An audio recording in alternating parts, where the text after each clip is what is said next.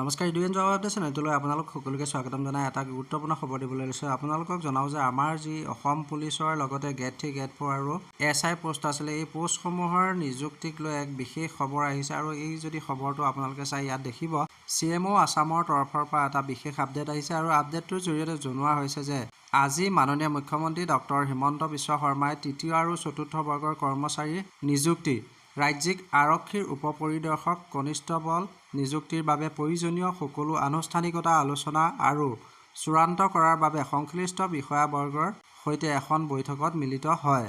বৈঠকত পৰীক্ষা প্ৰক্ৰিয়াত স্বচ্ছতা বজাই ৰখাকে ধৰি নিযুক্তিৰ সন্দৰ্ভত সকলো বিষয় পুংখানুপুংখভাৱে আলোচনা কৰা হয়।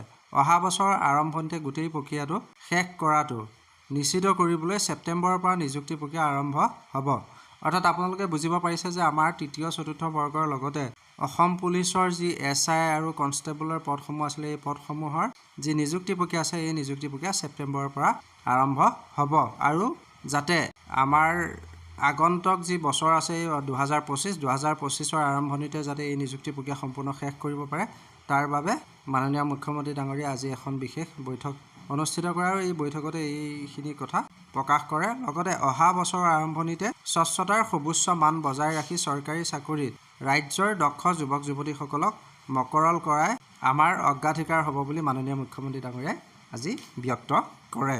আৰু এনেধৰণৰ যিবিলাক আপডেট আছে, আপডেটবিলাক আমি সদায় আপোনালোকক দিব চেষ্টা কৰোঁ। গতিকে আপোনালোকে আমাৰ চেনেলৰ ভিডিঅ'বোৰ চাই থকাৰ লগতে যিসকল আমাৰ চেনেলত নতুন, তেখেতসকলে কাইণ্ডলি চেনেলটো ছাবস্ক্ৰাইব কৰি ল'ব। ধন্যবাদ।